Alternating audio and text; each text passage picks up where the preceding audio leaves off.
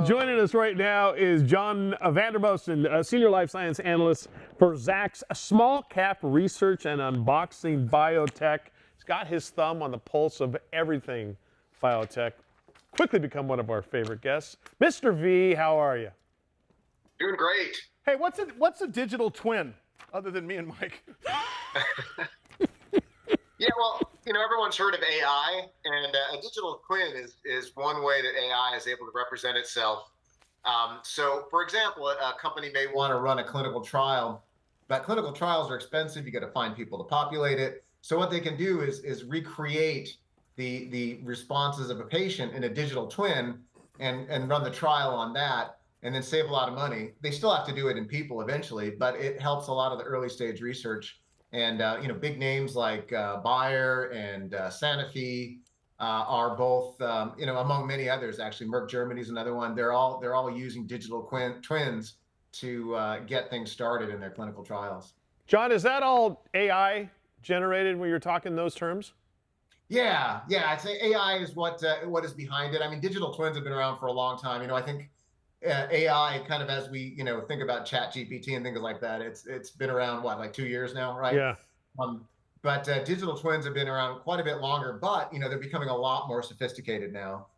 In the early stage, they could only look at a few variables, but now they're pretty good at replicating the way a patient would respond. So there were a couple of studies. There was let me look right here. There was one for asthma that Sanofi did, and Bayer did one in diabetes. And the latter one, they were actually able to estimate what glucose levels would do with certain drugs. So they could see how they worked, and then they could pick the right one to actually go into clinical trials and use on patients. So they saved a lot of money, saved a lot of time in doing this. I always sort of, and I don't know if this is a personality trait, I minimize when bullets are whizzing overhead. I tend to be a glass half full sort of person and trust the process.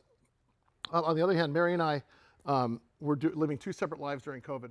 I was on my bicycle outside, finding every bar I could that was serving beer, even if it was closed. You, because your kids are in school, and you think because I had parents, I'd have at least be a little less sociopathic when it came to the pandemic, but I just wasn't scared of it.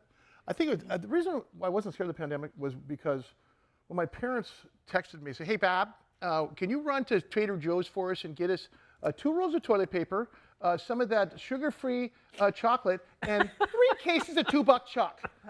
I'm not kidding. I have the text message of my mom asking for 3 cases of wine during COVID. I say, okay, I'm not worried. You, on the other hand, were very concerned, as were most of the people. The reason I'm asking this is there's multiple infectious disease outbreaks right now. Closest to home is the measles right here in Texas and New Mexico. But we've got, so talk about that, because is biotech doing a good job now, post-COVID, of getting us ahead of the curve here? Well, it looks like a lot of the funding for some of those programs that we're able to do early response is kind of dissipating a little bit.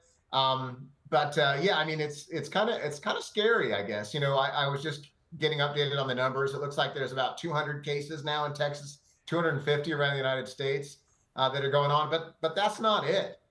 There's actually there's an Ebola outbreak in the Congo, and then there's the Marburg virus, which is similarly kind of bad for you. And then did you hear about Gene Hackman? I don't know if you heard about him. Yeah.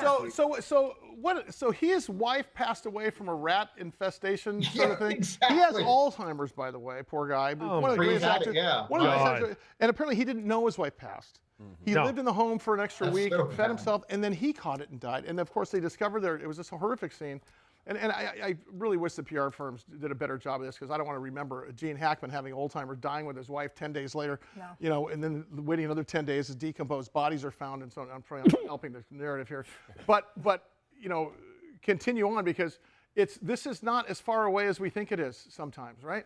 I mean, infectious disease is all around us, and vaccines have been one of the ways we fought it. Now this thing that the hantavirus that his wife caught, and potentially he caught as well, I don't think there's a vaccine for that. It's pretty rare, but still, you gotta be careful and not go sniffing around to where you shouldn't, I guess. Right? Oh my gosh. John, is that wascally monkeypox stuff still around, or? Yeah, I think that there was another outbreak of that also in Africa. Now there's different kinds of monkeypox, actually. There was one that we had here a couple of years ago, you may remember. Yeah. That was not so easily transmissible. The one right now that's moving around Africa is actually a little bit more transmissible. So, the thing that I'm always worried about is, we're just an airplane flight away from some of these things. And, we all live near international airports. So, just Sorry to laugh. We're watching the markets go down, right? The interesting part of this is that, we hear just a few weeks ago that likely this COVID outbreak was from that lab in China, so on and so forth. Yep. If something like this happened again, and the reason I'm asking you, John, is because you're in the biotech space, and do you think that our reaction time would be different now? Are those biotech companies, have they changed anything? Are they, not that they have a responsibility to, but are they at the ready now for something like this? In the wake of measles and mpox and all that stuff. We have more tools. I mean, there is a vaccine for mpox. It's a pox virus vaccine that works for, I think, chicken pox, or it works for another pox virus. But I think with what Pfizer did with its vaccine, that was pretty amazing. I mean, what was it, 14 months or something from beginning to having a vaccine? Yeah. I think we've learned a lot. So yeah, I think if we had an outbreak, we could respond much faster. But still, I couldn't see it happening much faster than a year. And it cost, it cost what, billions to do it. So it's not cheap. Less than 30 seconds, John. Sounds like the capital markets are opening up for biotech. Is that what I'm hearing for the second quarter here? Yeah, well, I would say the markets are down pretty sharply today, but I took a look at the healthcare space, and it's actually up. If you look at the sub-industries, and I advise the viewers to do this, to kind of see how the charts look over the last 3 months for the S&P versus the healthcare sub-indices. But biotech and pharmaceuticals both have pretty nice looking charts over the last 3 months, especially the last several weeks. So, maybe it's time to take a look for some sector rotation, right? John Vandermosten, Senior Life Science Analyst, Zacks Small Cap Research and Unboxing Biotech, your go-to for measles and monkeypox. John, always appreciate the visit.